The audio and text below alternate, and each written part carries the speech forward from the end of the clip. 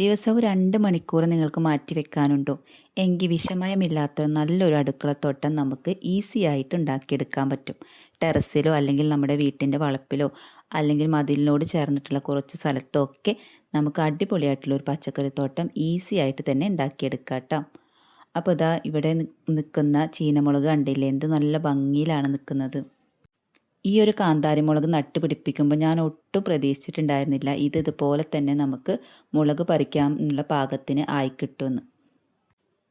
ദിവസവും 2 മണിക്കൂർ മാറ്റി വെച്ചിട്ട് ഞാൻ എൻ്റെ ടെറസിൽ നല്ല അടിപൊളി പച്ചക്കറിത്തോട്ടം ഉണ്ടാക്കിയിട്ടുണ്ട്. ഒരൊറ്റ ദിവസം കൊണ്ട് നമ്മൾക്കിത് നേടിയെടുക്കാൻ പറ്റില്ല കേട്ടോ. നമ്മളുടെ നിരന്തരമായ പരിശ്രമം കൊണ്ട് മാത്രമാണ് നമുക്കൊരു നല്ലൊരു അടുക്കളത്തോട്ടം ഉണ്ടാക്കിയെടുക്കാൻ പറ്റുന്നത്. ഇത് നോക്കിക്കേ, കറിവേപ്പില ഓരോ ബക്കറ്റിലും വെച്ച് പിടിപ്പിച്ചിട്ട് ഞാനിത് 3 ബക്കറ്റിൽ നിറച്ചും കറിവേപ്പില, നമ്മുടെ വീട്ടിലേക്ക് ആവശ്യമായ കറിവേപ്പിലകൾ ഉണ്ടാക്കിയെടുക്കുന്നുണ്ട്. ഇപ്പം ഞാൻ വിഷം തെളിച്ച കറിവേപ്പില ഉപയോഗിക്കാറേ ഇല്ല. ഞങ്ങളുടെ കറികളിലൊക്കെ ഈ ടെറസിലുണ്ടാകുന്ന ഈ ഒരു കറിവേപ്പില വെച്ചിട്ടാണ് കേട്ടോ നമ്മൾ കറിയിലൊക്കെ ഇടുന്നത്. വെറുതെ കിടക്കുന്ന പെയിൻറ്റിൻ്റെ പാട്ടകൾ ഉണ്ടെങ്കിലോ അല്ലെങ്കിൽ വലിയ ചാക്കുകൾ, നല്ല ബലമുള്ള വലിയ ചാക്കുകളൊക്കെ ഉണ്ടെങ്കിൽ നമുക്ക് ഈസി ആയിട്ട് നമ്മുടെ ടെറസിൽ കറിവേപ്പ് പിടിപ്പിച്ചെടുക്കാവുന്നതേ ഉള്ളൂ. കുറച്ച് ശ്രദ്ധ മാത്രമേ ഇതിനാവശ്യമുള്ളൂ കേട്ടോ. ഞാൻ നല്ല വേനലിലാണ് കറിവേപ്പ് പിടിപ്പിച്ചിട്ടുള്ളത്. മഴക്കാലത്ത് നമുക്ക് കറിവേപ്പ് പിടിപ്പിക്കാൻ പറ്റും.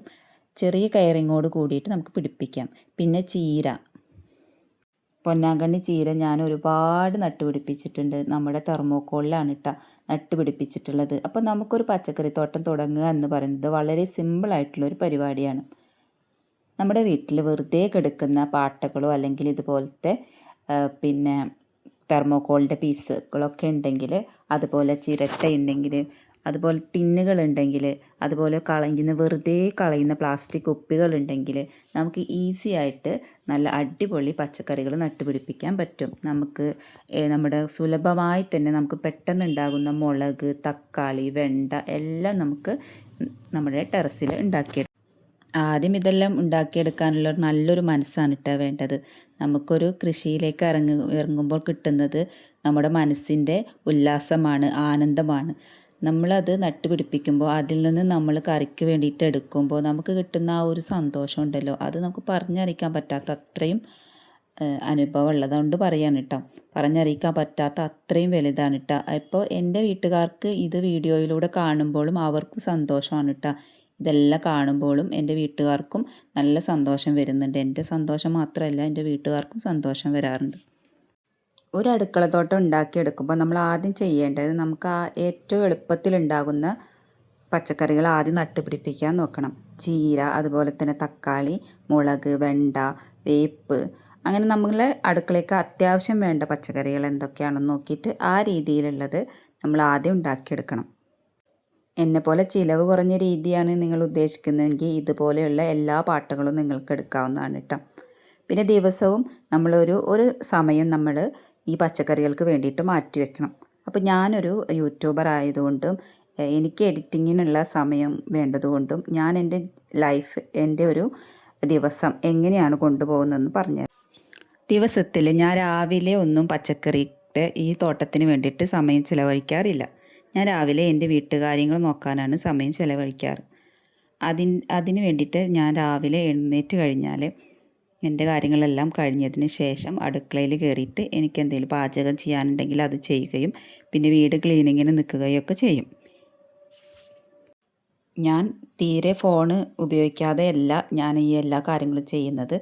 നമ്മുടെ പാചകത്തിനിടയിലാണെങ്കിലും വീട്ടിലെ ക്ലീനിങ്ങിൻ്റെ ഇടയിലാണെങ്കിലും ഞാൻ ഫോൺ നന്നായിട്ട് യൂസ് ചെയ്യുന്നുണ്ട്. ഞാൻ എൻ്റെ ഫ്രണ്ട്സുകളുടെ വീഡിയോസൊക്കെ കാണാനൊക്കെ സമയം ചിലവഴിക്കാറുണ്ട്. അതായത് പറഞ്ഞു വന്നത്, ഞാൻ പെട്ടെന്ന് പണി കഴിച്ച് വെച്ചിട്ട് ഞാൻ എൻ്റെ ഈ കാര്യത്തിന് ഇരിക്കുന്നില്ല എന്നാണ് കേട്ടോ ഉദ്ദേശിച്ചത്. നമ്മുടെ ലഞ്ചിൻ്റെ ടൈം ആവുന്നത് വരെ ഞാൻ എൻ്റെ വീട്ടുകാര്യങ്ങളാണ് കൂടുതൽ ശ്രദ്ധിക്കാറ്. നമുക്ക് എന്തെങ്കിലുമൊക്കെ സ്പെഷ്യൽ ക്ലീനിങ്ങുകൾ ഉണ്ടെങ്കിൽ അതൊക്കെ ഞാൻ മെല്ലെ മെല്ലെ ഓരോ ദിവസം ഓരോന്ന് വെച്ചിട്ടാണ് ചെയ്യാറുള്ളത്.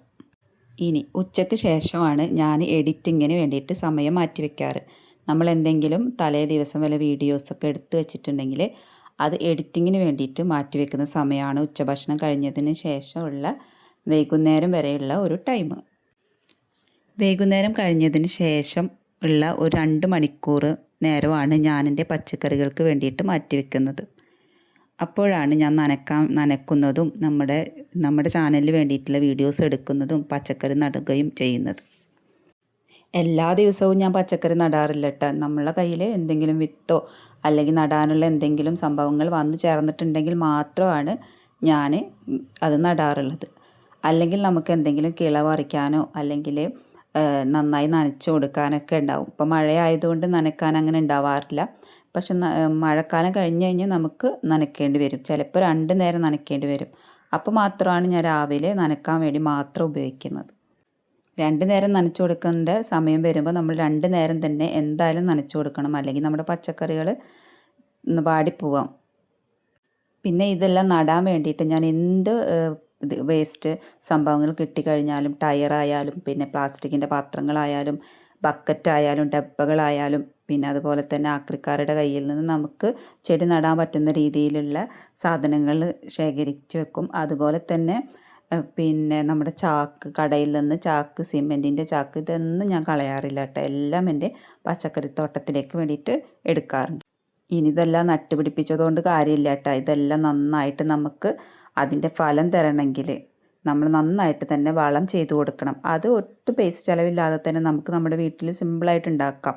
ഒരുപാട് വളങ്ങൾ ഞാൻ ഉണ്ടാക്കിയിട്ടുണ്ട്. നമ്മുടെ വീട്ടിൽ വേസ്റ്റായിട്ട് വരുന്ന പച്ചക്കറിയിൽ നിന്ന് നമുക്ക് വളങ്ങൾ ഉണ്ടാക്കാം. വീട്ടിൽ അടിച്ച് വാരി കൂട്ടുന്ന കരിയിലയിൽ നിന്ന് നമുക്ക് വളങ്ങൾ ഉണ്ടാക്കാം.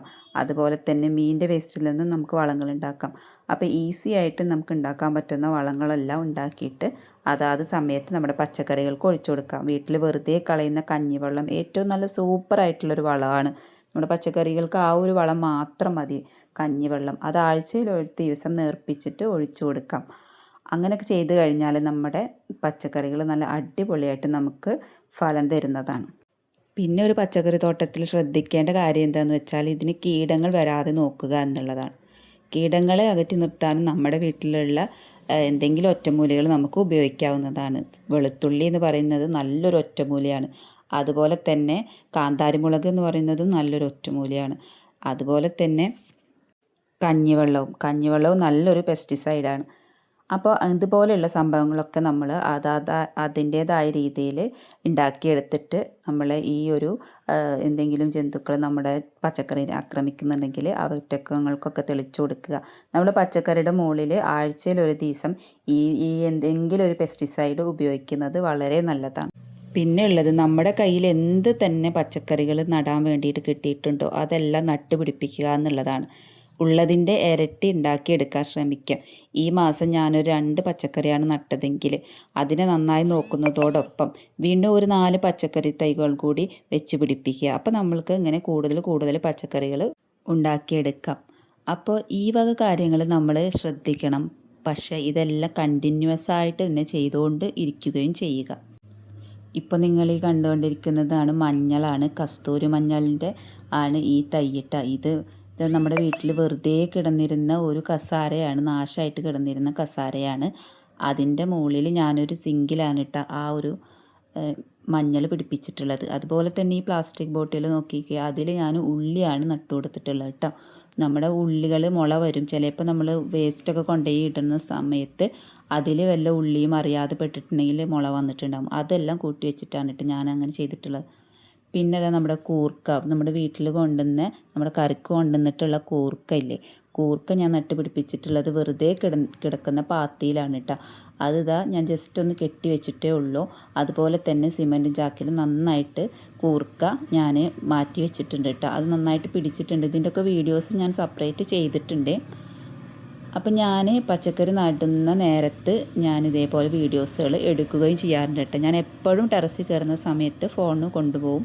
എന്നിട്ട് എൻ്റെ ചാനലിന് വേണ്ടിയിട്ട് ഞാൻ വീഡിയോസ് എടുക്കാറും ചെയ്യാറുണ്ട്. ചാനലിന് വേണ്ടിയിട്ടാണ് ഞാൻ ഈ പച്ചക്കറിത്തോട്ടം തുടങ്ങിയത് തന്നെ. നിങ്ങളോട് പലവട്ടം പറഞ്ഞിട്ടുള്ളതുമാണല്ലേ. അപ്പോൾ മാഷാ അല്ലാഹ് ഇപ്പോൾ വലിയ കുഴപ്പമില്ലാത്ത രീതിയിൽ ഒരു പച്ചക്കറിത്തോട്ടം എനിക്ക് കിട്ടിയിട്ടുണ്ട്. അതുപോലെ തന്നെ നിങ്ങൾക്കും ഇത് വളരെ അടിപൊളിയായിട്ട് തന്നെ സെറ്റ് ചെയ്തിട്ട് എടുക്കാനും പറ്റും.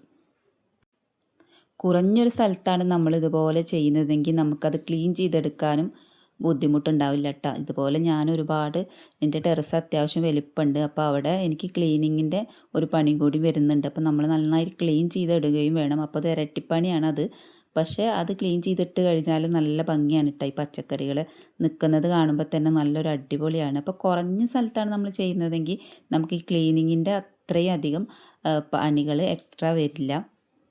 ഇപ്പോൾ നമുക്ക് ഏത് സീസണാണോ, ഏത് പച്ചക്കറിയുടെ സീസണാണോ അതിനനുസരിച്ചിട്ട് ആ പച്ചക്കറികൾ തന്നെ ഉണ്ടാക്കാനും കൂടിയിട്ട് ശ്രമിക്കുക. എന്നിട്ട് അതിൻ്റെ വിത്തുകൾ ഉണ്ടെങ്കിൽ നമ്മൾ അടുത്ത സീസണിലേക്കോ അല്ലെങ്കിൽ ഇനി രണ്ടാമത് മുളപ്പിക്കാനോ വേണ്ടിയിട്ട് എടുത്തു വെക്കുക. അങ്ങനെ നമുക്ക് ചിലവ് കുറഞ്ഞ രീതിയിലും നമുക്ക് പച്ചക്കറികൾ ഉണ്ടാക്കിയെടുക്കാം. കൂടുതൽ പച്ചക്കറികൾ ഉണ്ടാവുകയാണെങ്കിൽ നമുക്ക് മാത്രമല്ല നമ്മുടെ അയൽപക്കത്തെ ആളുകൾക്കൊക്കെ കൊടുക്കാനും പറ്റും. അതിലും കൂടുതൽ പച്ചക്കറികൾ ഉണ്ടാവുകയാണെങ്കിൽ നമുക്കതൊരു വരുമാന മാർഗമാക്കി മാറ്റാനും പറ്റൂട്ടാ. ചിലർക്ക് ചില സംഭവങ്ങൾ നടുമ്പോൾ അത് പെട്ടെന്ന് പിടിക്കും, ചിലർ എന്ത് നട്ടാലും പിടിക്കില്ല എന്നൊക്കെ പറയുന്നുണ്ട്. പക്ഷെ അങ്ങനെയല്ല കേട്ടോ, നമ്മൾ മെല്ലെ മെല്ലെ നട്ട് നോക്കുക. ഒരു വട്ടം നട്ടിട്ട് പിടിച്ചില്ലെങ്കിൽ രണ്ടാമത് അത് എങ്ങനെയാണോ നല്ല രീതിയിൽ നടേണ്ടതെന്ന് അന്വേഷിച്ചിട്ട് വീണ്ടും നട്ട് നോക്കുക. അപ്പോൾ എന്തായാലും പിടിച്ചിട്ടുണ്ടാവും കേട്ടോ. ഞാൻ വേപ്പ് നടുമ്പോൾ ഞാൻ ഒരിക്കലും പ്രതീക്ഷിച്ചിട്ടില്ല എനിക്ക് വേപ്പ് നട്ടാൽ പിടിക്കുമെന്ന് ഞാൻ വിചാരിച്ചിട്ടേ ഇല്ല. വളരെ സിമ്പിളായിട്ടാണ് ഞാൻ വേപ്പ് പിടിപ്പിച്ചിട്ടുള്ളത്. വളരെ അടിപൊളിയായിട്ട് തന്നെ പിടിച്ച് കിട്ടുകയും ചെയ്തിട്ടുണ്ട് കേട്ടോ. ഒരാൾക്കും എത്രയോ പേര് പരാതി പറഞ്ഞിട്ടുണ്ട് വേപ്പ് പിടിക്കുന്നില്ല എന്ന്. എത്ര തവണ ഞങ്ങൾ തന്നെ പിടിപ്പിച്ചിട്ടുണ്ട്. പക്ഷേ എനിക്ക് വേണ്ടിയിട്ട് ഞാൻ എൻ്റെ പച്ചക്കറി തോട്ടത്തിലേക്ക് വേണ്ടിയിട്ട് വേപ്പ് പിടിപ്പിച്ച സമയത്ത് വളരെ സിമ്പിളായിട്ട് പിടിച്ച് കിട്ടി. അപ്പം നമ്മൾ ഇതിനൊന്നും ഇറങ്ങാത്തതാണ് നമ്മുടെ ഏറ്റവും വലിയൊരു പ്രശ്നം. നമ്മളിതിനെല്ലാം ഇറങ്ങുകയാണെങ്കിൽ വളരെ എളുപ്പത്തിൽ തന്നെ നമുക്കിതെല്ലാം ചെയ്തെടുക്കാൻ വേണ്ടി സാധിക്കും. അപ്പോൾ ഒരു പുതിയ വീഡിയോ ആയിട്ട് ഇനിയും വരുന്നത് വരേക്കും എല്ലാവർക്കും tata bye bye, see you, അസ്സലാമു അലൈക്കും.